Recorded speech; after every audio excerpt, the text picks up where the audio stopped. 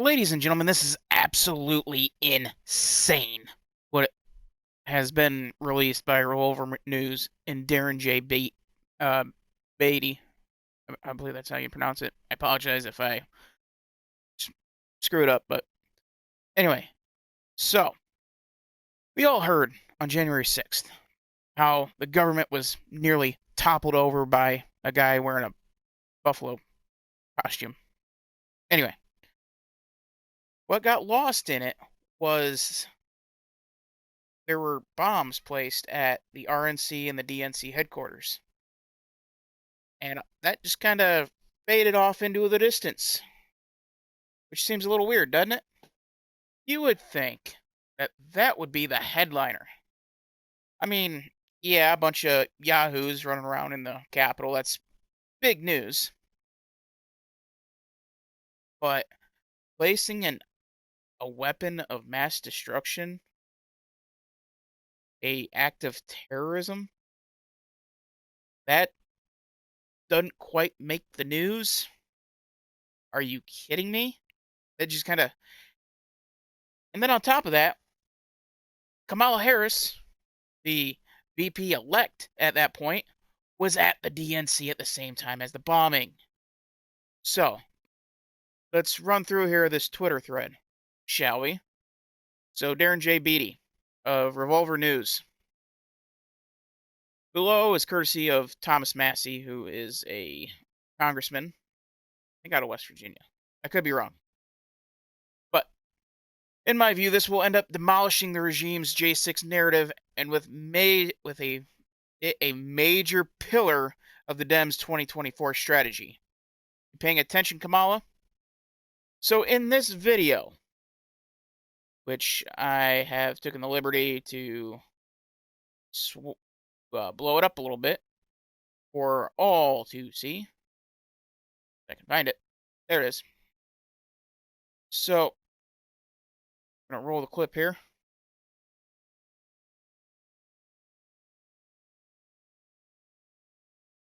You see a guy right over there, right, right over, right over here. Goes up to the police car and informs the police, the Secret Service, that there is a bomb by the bench, which would be over this area just off screen here. There is a bomb over in the bushes next to the bench, feet away from the DNC. And as you can see, pedestrians just walking by, not a care in the world that they are sitting next to an explosive device that is meant to take out the DNC, maybe? Who knows? Nobody has yet been able to figure out the actual motive since there's one at the RNC and the DNC, which we'll get to that in a bit. Now, continue to see civilians just kind of moseying on by. But anyway, let's get back to the get back to this. So this is the footage of the pipe bomb bench outside of DNC headquarters. The first clip that shows at approximately 1:05, a man in a backpack approaches a Metro PD SUV and a black Secret Service SUV, informing them of the bomb's presence. Interestingly, recent report from the TPC4 USA reveals that this man in black packed a plain clothes is a pla- ugh, is a with the backpack is a plainclothes Capitol Police officer. And then citing and after being informed of a pipe bomb, feet away, Metro PD and authorities who are technically on the Secret Service detail take over a minute before they are bothered to get out of the vehicle. So they've just been informed, waiting, waiting, still waiting, and nothing. Now, this clip,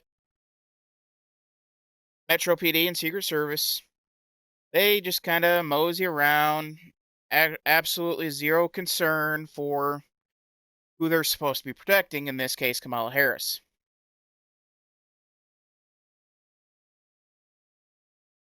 And then we continue on, and that they finally respond, and the camera pans over, zooms in to the bomb,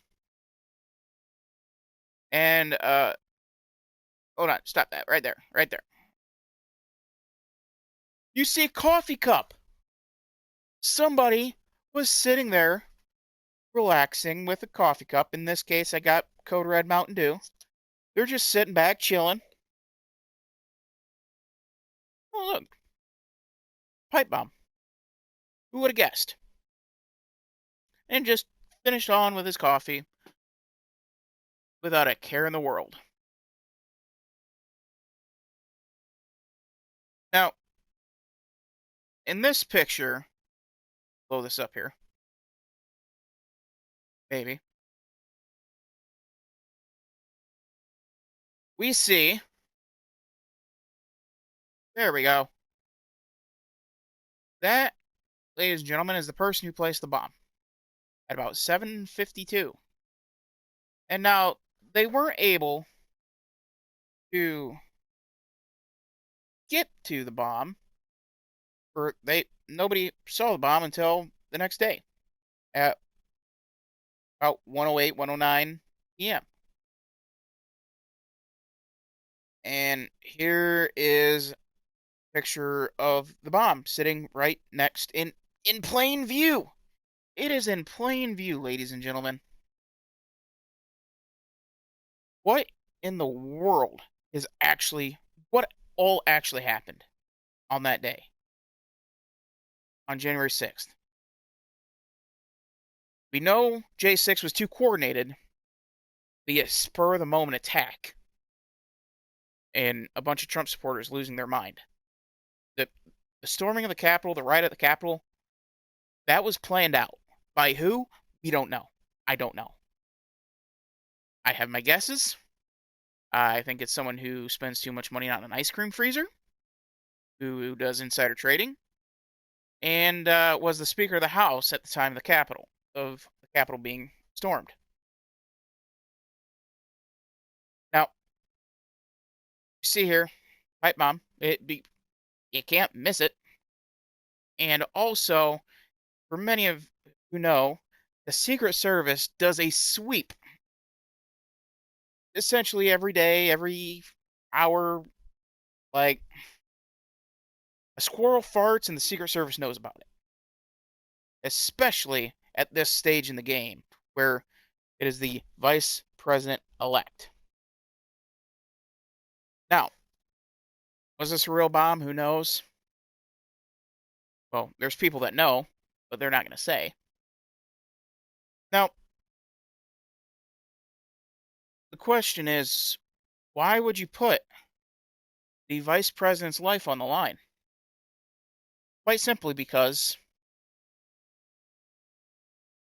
maybe, just maybe, and this is assuming that this is an actual bomb, that either Joe Biden or somebody high in the Democratic rankings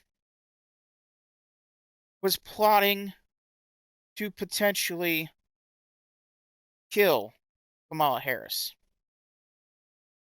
And I firmly believe that this was the working of the Democratic Party. Somebody high up in the Democratic Party. Because this isn't one of those oopsies, I missed it, oh well. And nobody was speaking about Kamala Harris being so brave and being so close to danger and oh my goodness, and running on that and continue to run on that. They have not done that. Which tells me this didn't go as planned. So here is why I think somebody high up in the Democratic Party was plotting to kill at this time, the vice president elect of the United States, which you could say Joe Biden. So obviously, everybody knows Kamala was a check the DEI box pick. And usually, when that's the only qualification, they're not very good at this. Joe Biden knows it. The Democrats know it. They're not dumb. They know that. But what is the maximum potential that you could get out of Kamala Harris? Well, kill her, you blame it on the Republicans, you create this battle cry, and you gain sympathy. That lasts for much longer than a presidential term. We saw with JFK, Lyndon B. Johnson being able to get back into office. You saw him be able to pretty much do whatever he wanted. And he could be as terrible as a human being as he wanted. But he ran off JFK. And with that, you have the death of the first would-be vice president of the United States, which checks a lot of boxes for the Democrats to go after Republicans for. Racist, you're this, you're that, anti-feminist, blah blah blah blah blah, the whole shebang. That was potentially the original game plan. And a plainclothes Secret Service or plainclothes Capitol Police officer just kind of came in and ruined it, just by stupid chance. That is what I believe happened. Now, what would be the motive for this, you may ask? Well, quite simply, Joe Biden, as we know, he is a vengeful, hateful individual. And he lets nothing go. And here would be the prime motive. And from people who are close to Joe Biden say, this one hurt. This one hurt and made Joe Biden and Jill Biden really, really angry. I do not believe you are a racist. And I agree with you when you commit yourself to the importance of finding common ground. But I also believe, and it's personal, and I was actually it was hurtful to hear you talk about the reputations of two United States senators who built their reputations and career on the segregation of race in this country. And it was not only that, but you also worked with them to oppose busing. Look, everything I've done in my career, I ran because of civil rights. I continue to think we have to make fundamental change. There you have it, ladies and gentlemen. Kamala Harris, in the 2020 primaries for the Democrats, called Joe Biden a racist, which she's not wrong. She's absolutely correct. Joe Biden is still, to this day, incredibly racist. The Democrats, to this day, are just as racist as they were in 1861. Still, they're just angry that they can no longer have their slaves, at least in the more traditional sense that we have come to learn. Now they just pay off idiots to talk about how great they are. A la Harry Sisson, Roski, whatever his name is, Bowerly, Krassensteins, the whole shebang. They pay a lot of people to pay lip service to, including ABC, NBC, CBS, and even Fox.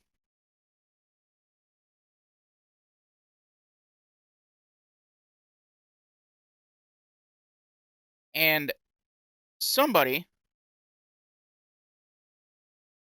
and on top of all this, the footage of the person who left the bombs at the DNC, at least the DNC, the footage was corrupt. And we cannot get a shot of who actually did it. Who was the one that perpetrated this?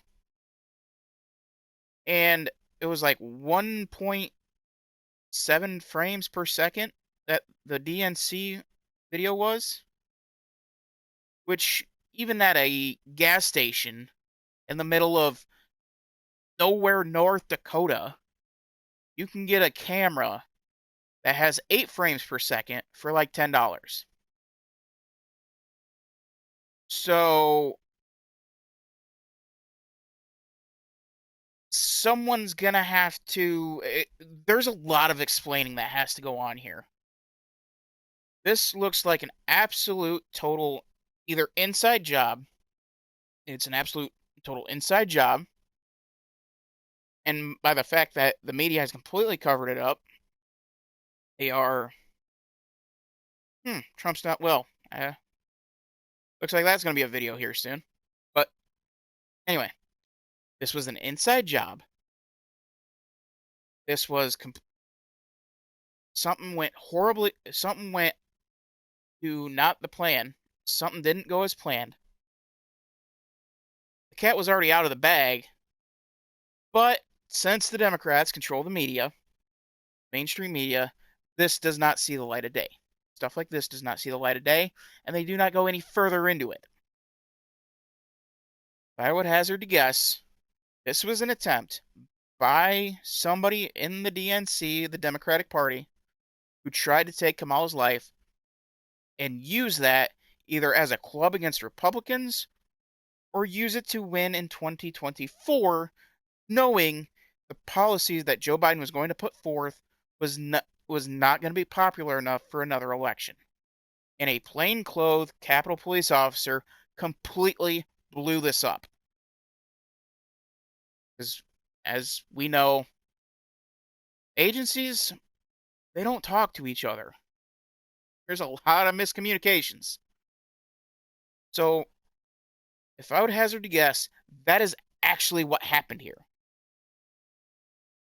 This was an attempt on Kamala Harris, kill her, to gain sympathy from the public, from the media, have a license to do whatever they want from 2020 to 2024, blame the Republicans for it, and be able to ease through 2024 regardless who running on the sympathy vote. And you are free and clear to pick whoever you actually want as the president, be VP, and then go after Joe Biden. And Joe Biden can step down. You can go and get the most radical leftist nutcase to be VP. And then have Joe Biden step down. That is what I believe happened. Or was the game plan. Here, again, this is speculation. I don't know for sure. But that is what I believe happened. Thank you for watching. We'll see you next time on The Dylan Elder Show.